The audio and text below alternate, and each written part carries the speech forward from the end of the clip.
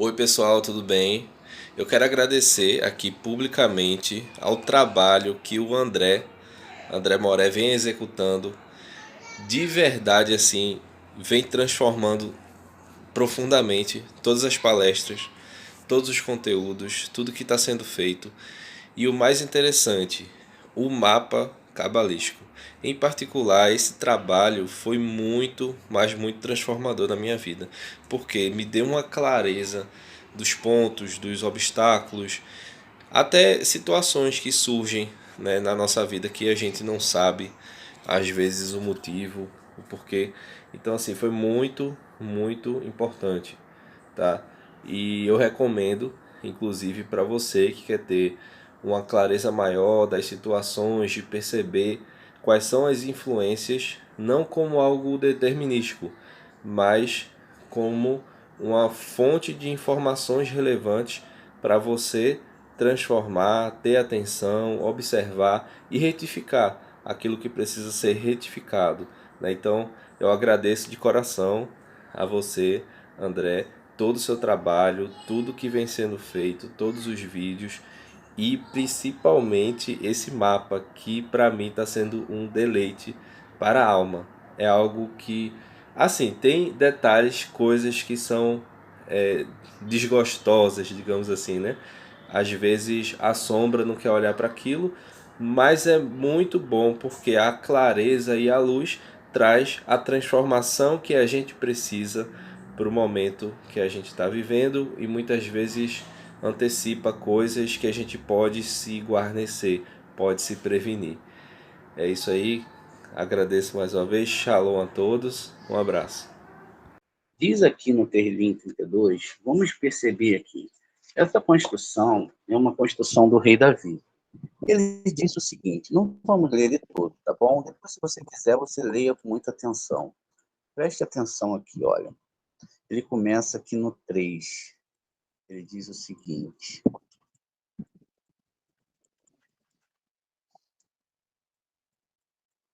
olha, ó, por isso que o Terrilim, ele deve ser estudado, né?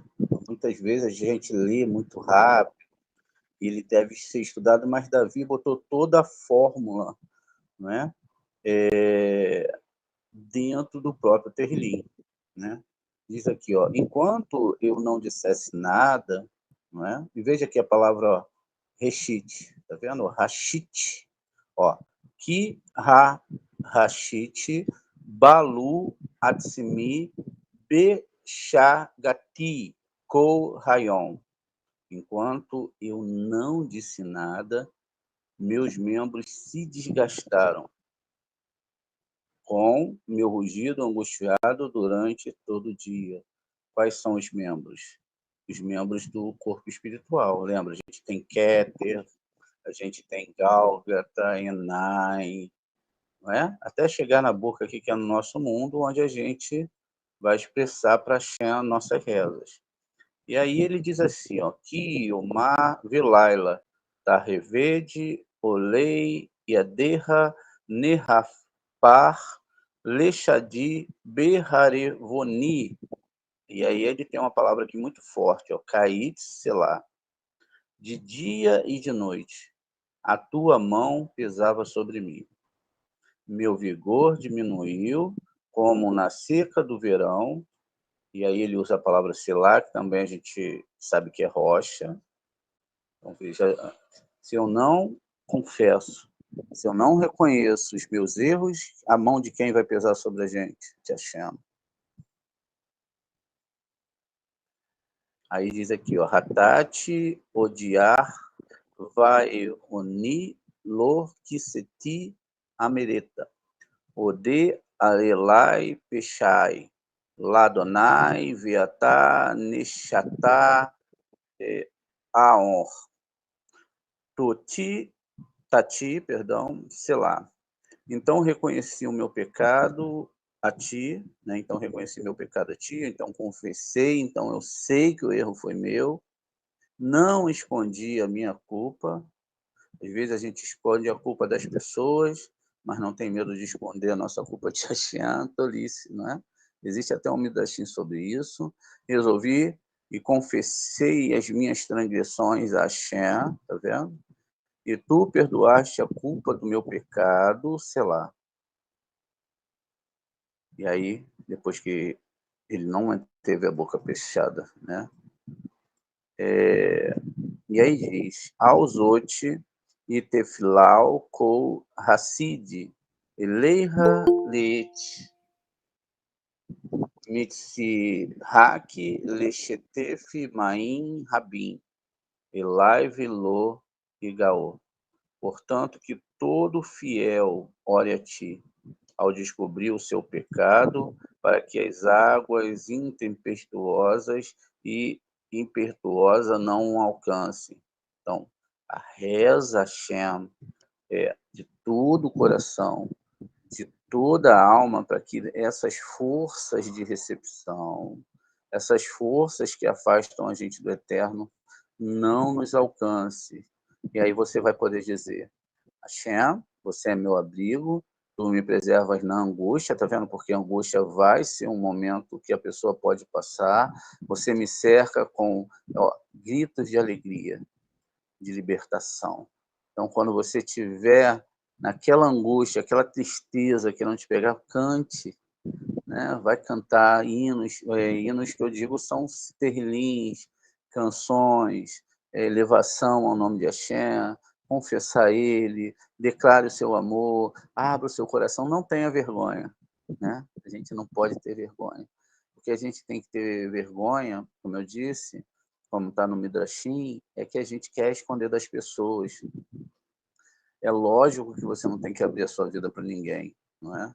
Mas que você, muitas vezes, a gente esconde das pessoas aquilo que a gente não pode esconder de Deus, porque a gente quer que as pessoas achem que a gente é uma coisa, não é? Que a gente não é. E aí o que acontece? Isso é um pecado. Diz um Midrashim, né, que pior do que um assaltante que rouba a mão armada é um assaltante que rouba escondido. Porque diz o Midrashim que aquele assaltante que rouba a mão armada, ele não tem medo de que as pessoas vejam, que saiba que é ele, enfim, mas que o que furta escondido, ele não quer ser pego e ele teme os homens, mas não teme a Deus. É uma metáfora sobre uma questão de muitas vezes que a gente não assume as coisas perante Hashem. Veja o que o rei Davi aqui falou.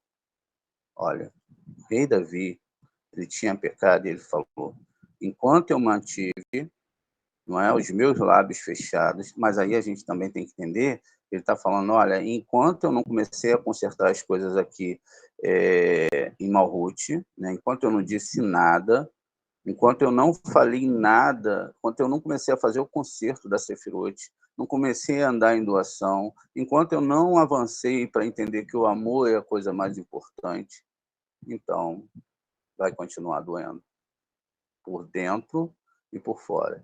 E existe um Midrashim que fala que Deus, ele bate por dentro para que ninguém veja você apanhando. Então ele vai bater por dentro. Depois, se a pessoa não se arrepende, ele bate debaixo da roupa.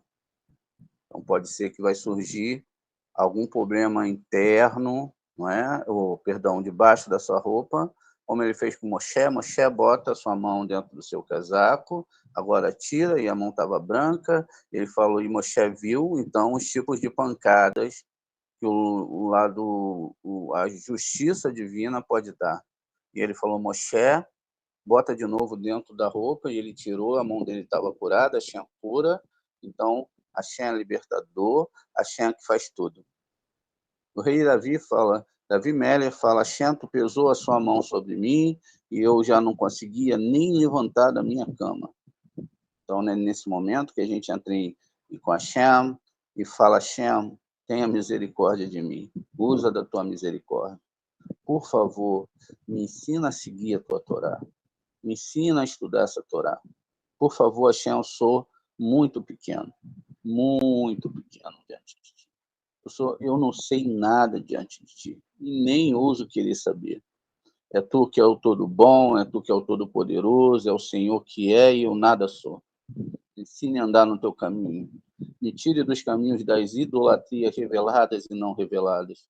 As idolatrias reveladas são aquilo que eu uso de idolatria nesse mundo, e a não revelada são o meu ego, que eu acho que o Senhor está errado em alguma coisa. Então, tira isso para que eu possa te enxergar, para que o Senhor possa entrar dentro da minha ferida, dentro do problema que tem dentro da minha alma, e para que o Senhor possa me curar lá. Essa é exatamente a questão que a gente tem que seguir. Então, também não há evolução sem essas forças. Sem um chicote de Hashem, você não vai à frente. Nós somos muito... a gente gosta muito de tranquilidade, a gente gosta muito de estar que esteja tudo bem. Mas se o Eterno faz como ele faz com os ímpios, que eles deixam eles acharem que está tudo bem, e aí ele não mexe, ele deixa para lá, e aí a pessoa não conserta o que tem que consertar. Percebendo o erro, Deus está obrigando o tzadik, o justo, a rezar. Todo aquele que vem para a Torá, que abandona a idolatria, é considerado um justo, e ele reza para Hashem e fala: olha, Hashem, essas aqui são as minhas dificuldades, meu Pai. Me aceita porque o Senhor me criou assim, o Senhor é rei, é o Senhor que cria todas as coisas, e me ajuda a superar isso. Não há maior remédio do que Hashem. Não há outro criador além de Hashem. Isso quer dizer, então, que todo bem, todo mal que chega até a mim é criado por Hashem em contrapartida, não em contrapartida, mas em partida do que eu espelho para o universo. Eu espelhei, eu recebo. Eu espelhei, eu recebo. E como que isso funciona? Todos nós somos assim. Ah, será que eu vou ficar doente? Viu os primeiros mandamentos? Ah, será que meu filho vai morrer? Será que vai acontecer isso? E aí começa-se a dúvida sobre o divino. Então, na verdade, o que a Torá exige que nós pensemos é o seguinte, que mesmo que as coisas aconteçam, a gente pode se abalar, nós somos seres humanos, não somos deuses, não somos, e muitas vezes Deus ele dá uma tapa de película, quantas vezes, meu Deus, eu levei tapas na face de Hashem, por exemplo, achei que uma coisa não era possível, achei que outra coisa não era possível, achei que eu ia por uma força, e no final Hashem mostrava o contrário, em várias situações. Então, o que a gente tem que fazer é montar um equilíbrio nisso, saber que a mão de Hashem está em tudo, mesmo o mal que existe, que a gente não deve seguir o mal, não é isso, mas o mal, que é a mão esquerda, que corre atrás, para que a gente corra na frente, fique debaixo da mão direita, e a mão direita cubra a mão esquerda, e que a gente possa andar constantemente em reza, pedindo a Hashem, rezando, buscando, procurando o bem maior pela humanidade, pelas pessoas, e assim a gente possa avançar. Veja, não se mantém em silêncio. Agora sim, né? Rabi Eleazar disse: pai, houve uma definição de amor perfeito. Seu pai lhe disse: exponha, meu filho. Enquanto o Rabi Pirraz estava presente, pois ele realmente praticou isso. Então, o Rabi Eleazar explicou assim: o grande amor. O amor que se completa através da união das duas fases, sem a qual não há e não é o amor genuíno. Isso significa dizer que o amor do Santo Bendito seja ele tem dois aspectos. Há, por exemplo, o homem que o ama porque ele tem riquezas. Então, esse homem que ama porque ele tem riquezas, vida longa, filhos, poder sobre seus inimigos, sucesso em todos os seus empreendimentos. Tudo isso é a razão do amor deles. Se o Santo Bendito seja virar a roda da fortuna contra e ele lhe trouxesse sofrimento, que mudaria, ele mudaria o seu amor. E esse amor não existiria mais. Esse tipo de amor não tem raiz, tá vendo? Não tem raiz. Porque a partir do momento que ele mudou tudo, o amor acabou. O amor perfeito é o tipo de amor que repousa constantemente em ambas as fases, não há, né, na aflição ou na prosperidade. A maneira correta de amar o próprio mestre expressa no ensinamento tradicional que diz: mesmo que ele tire a sua vida, a vida de você, mesmo que ele chegue à hora da morte. Então, esse amor é perfeito, englobando duas fases. Por essa razão, a luz da criação, que surgiu primeiro, foi mais tarde cancelada quando foi retirada. Surgiu o sofrimento para que pudesse haver esse amor. Senão, nós estaríamos como os anjos e só amaríamos Deus por aquilo que ele nos beneficiaria constantemente. Amaríamos Hashem porque ele deu para a gente tal coisa, e etc, e etc. E foi o caso do tratamento do ego, que é Iov. Rabi Simeão abraçou o seu filho e o beijou. Veio também o Rabim Pinhas e o beijou e o abençoou, dizendo: certamente o bendito seja me enviou aqui, e este é o significado da pequena luz que me foi dada. Ele disse que havia algum lugar na minha casa e que iluminaria o mundo inteiro. Né? Iluminar o mundo inteiro é o Zohar, é dentro da sua alma que essa luz surja e que a Hashem possa brilhar muito forte com seu amor dentro de você através da doação e não da recepção. O Rabi Eliezer disse: certamente o medo não deve ser esquecido em nenhum dos preceitos, e muito menos neste amor que requer a associação do medo. Como deve-se conseguir isso? É uma pergunta. Desta forma, um amor, como foi dito, pode, em um momento, ser inspirado por favores, como riqueza, extensão da vida, filhos, plenitude e abundância. Nesse caso, um homem pode sempre se ver assombrado pelo medo de que o pecado o faça reverter. De um homem assim está escrito: bem-aventurado o homem que está sempre com medo. Isso é o Provérbios 38:14. Veja, bem-aventurado é o homem que teme os céus e que está sempre com medo dos olhos divinos e de Hashem, e não do que outros homens vão passar a pensar dele. Porque o medo e o amor mudam a influência adversa. O medo, tá vendo? O medo e o amor mudam, tá vendo? A influência do adverso. Então, aqui a gente aprende que sem essas duas forças, a gente não muda. Não é? Por exemplo, a gente está todo momento falando em acordar em Hatzot para estudar, né? A Torá. Acordar em Hatzot, a gente está fazendo um sacrifício imenso para estar aqui, não é? Ninguém consegue estar aqui. Quem vai ter que trabalhar, fazer as coisas, vai ter que mudar o seu estilo de vida, não é? Então, veja, por quê? A gente tem medo, né? E a gente sabe que quando a gente para de fazer isso, a gente perde força espiritual. Então, quer dizer, não é o medo, e também porque se cumpriu, que a gente sabe, se a gente se afasta do estudo da madrugada, logo essa força da madrugada, esse sacrifício para estudar a Torá, a gente não vai ter mais medo, e aí acaba. E amanhã a gente, vamos estudar 10 horas da manhã, vamos e tal, a gente encontra meio-dia lá na praia. Não, ele tem que ter o estudo da madrugada. E aí esse medo que a gente estuda, e o amor, né? O amor que a gente está construindo, que é um pedido a Hashem, eles mudam a influência adversa. O quê? A influência da Sitra Hará, que só pode ser movimentada pelo seu interior.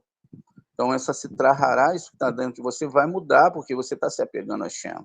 Você está falando com ele que você quer mudar. E se você está falando, é porque ele está permitindo. Veja, que traz sofrimento. Essas coisas aqui vão trazer sofrimento, né? Esse Sitra Hará, ela vai trazer sofrimento e punição. Tá vendo? Isso é o que vai acontecer. Portanto, necessária no mundo, porque provoca medo no homem, porque pelo castigo, preste atenção, o homem fica cheio de verdadeiro amor pelo Eterno.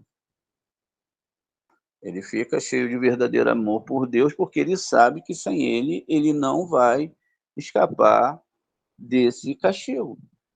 Deus não endurece o coração, ou seja, como ele fez com o faraó. Pois se ele fizer isso, então aqueles que endurecem o coração cairá no mal. Provérbios 18:14. Isso é, nas mãos da influência adversa chamada errado. Temos, assim, um amor que se completa em ambas as fases, e isso resulta em ser um amor verdadeiro e perfeito. Agora, espera lá, vamos entender isso. A gente viu há uns dias atrás, um mês atrás, muitas aulas atrás, que a gente tem um espelhamento que nós chamamos de pétalas. Eu tenho aqui os graus de doação e os graus de recepção. Os graus de recepção, eles vão gerar aqui, ó, a não iluminação. Esse aqui sou eu nesse mundo e as sefirotes que eu tenho que subir. Veja, se eu estou em Hesed, no verdadeiro Hesed, então essa sefirote aqui do mundo superior vai iluminar a minha bondade, tá vendo? Está iluminado. Se a Gevurah também eu estou lá no estado de Torá e estou entendendo, ela também vai ser iluminada, e assim sucessivamente.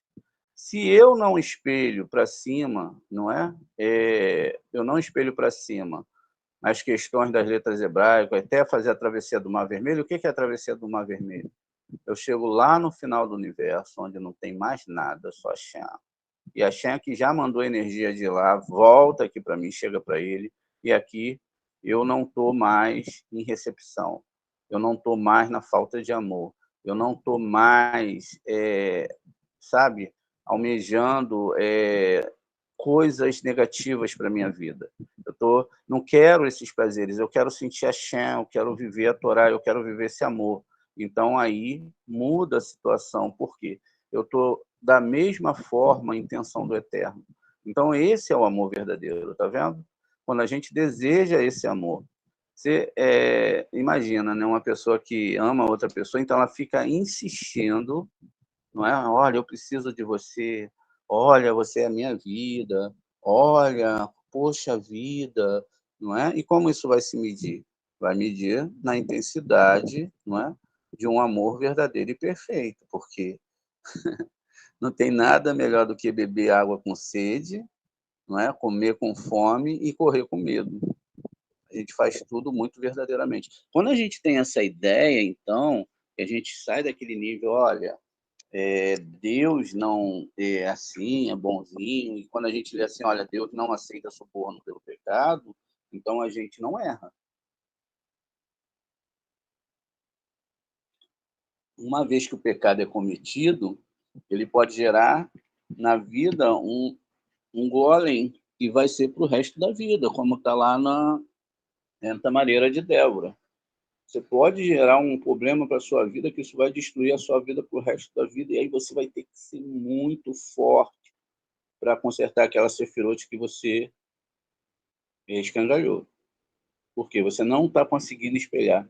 E aí o que você vai falar? Você vai ter que fazer rezas, você vai ter que fazer tzedakah para ajudar com as questões da Torá, você vai ter que ajudar essa Torá a chegar a outras pessoas, você vai ter que participar, você não pode ficar estático, não é? Você tem que ajudar. Então, vamos ver o Terlim 23, de uma forma que talvez vocês não tenham visto. Eu já ensinei isso algumas vezes, mas vamos olhar aqui. A gente vai fazer uma coisa muito legal aqui. Vamos ver aqui. Como que esse Terrilim, ele é poderoso. Vamos ler em português mesmo. Ó. É um salmo de Davi.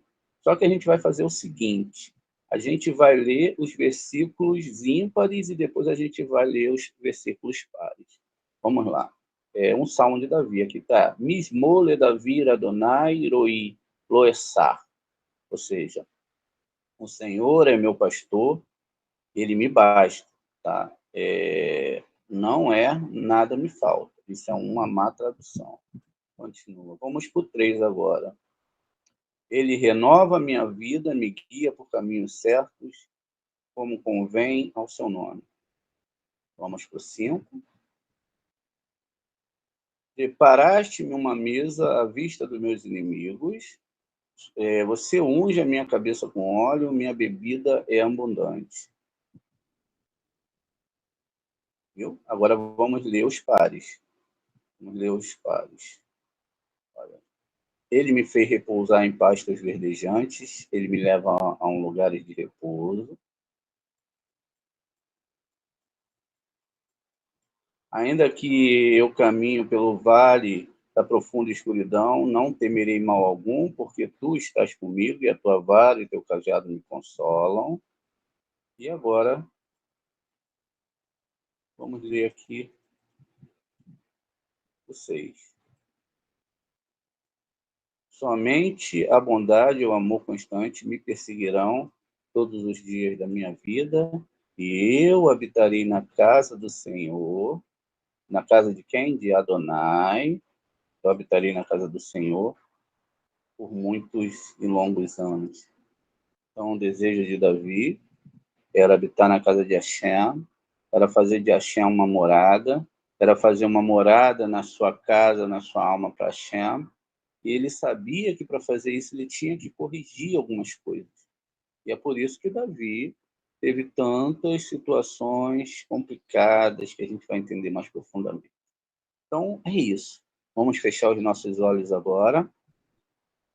Yevarere Adonai Veshmereha. Yair Adonai Panaveleha. Veruneika.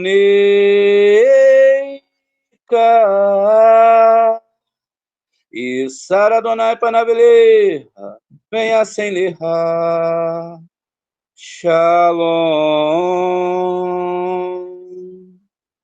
Que o Eterno te abençoe, que ele te guarde, que ele faça resplandecer seu rosto sobre ti e que ele ponha no seu coração a verdadeira Shalom.